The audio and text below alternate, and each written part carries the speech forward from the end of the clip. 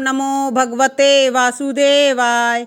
ओम नमो भगवते वासुदेवाय। मेरी प्यारी बहनों, कल मार्गशीर्ष शुक्ला मोक्षदा एकादशी है, उसकी कथा मैं आपको बताती हूँ।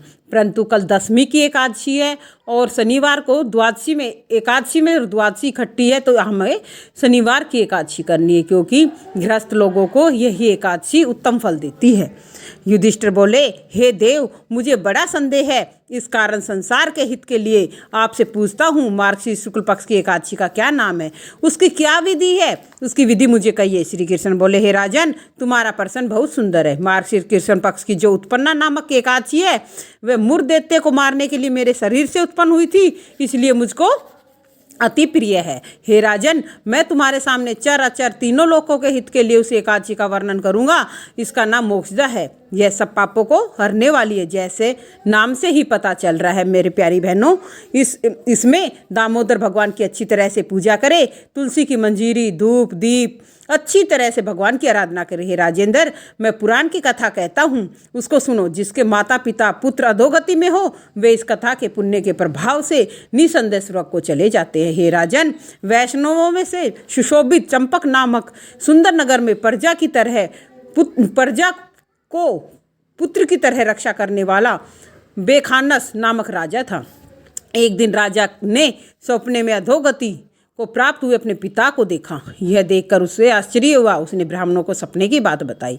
हे ब्राह्मणों, मैंने सपने में अपने पिता को नरक में पड़े हुए देखा है। पिता ने मुझसे कहा है कि हे पुत्र, मैं अधोगति में हूँ, मेरा उद्धार करो। स्त्री पुत्र मुझे अच्छे नहीं लगते, मैं क्या करूँ। हे ब्राह्मणों, जिसके द्वारा मेरे पूर्वजों को मोक्ष हो जाए, ऐसा दान, व्रत, तप, योग, ऐसा कुछ उपाय बताइए। ब्राह्मण बोले, हे नृप, यहाँ पर्वत मुनि का आश्रम पास में ही है।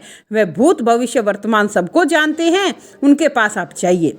वह राजा उनका वचन सुनकर मुनि के आश्रम में गया, और वह आश्रम शांत प्रकृति के ब्राह्मण, प्रजा और मुनीश्वरों से सुशोभित था। राजा ने वहां जाकर पृथ्वी पर साष्टांग प्रणाम किया।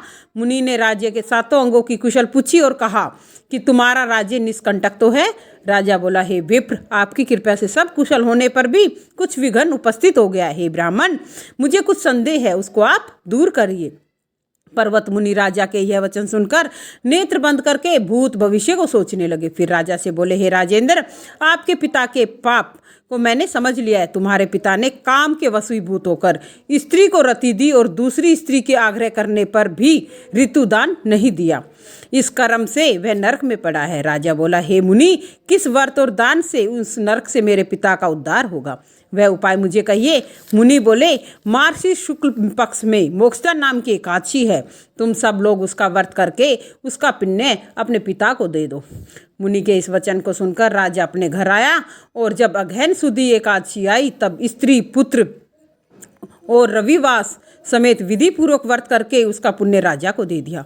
और बेखानस का पिता स्वर्ग को चला गया, और आकाश से स्पष्ट शब्दों में राजा से कहा, हे पुत्र, तेरा सदा कल्याण हो। यह कहकर वह स्वर्ग को चला गया। हे राजन, इस प्रकार जो इस मोक्षदा एकादशी का व्रत करता है, उसके सब पाप दूर हो जाते हैं। भक्तजनों, कहने का अभिप्राय ये है, यदि हमारे कोई पितृ या हमारे परिवार में जो स्वर्ग सिधार गए हैं, उनको यदि कुछ संकट है या जैसे दिखते हैं या उनको कोई परेशानी है, संकल्प करके यदि हम उस आदमी के नाम का कि ये जो मैं एकादशी कर रही हूँ, मैं उसका सारा पुण्य उसको देती हूँ, तो वो अपने पापों से मुक्त हो जाता है।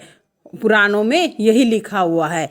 और इस प्रकार हम एकादशी करके अपने जो व्रत का पुण्य है, वो अपने जो स्वर्ग सिधार गए हैं उनको दे सकते हैं। इसी के साथ जय जय श्री राधे, जय जय श्री राधे, जय जय श्री राधे।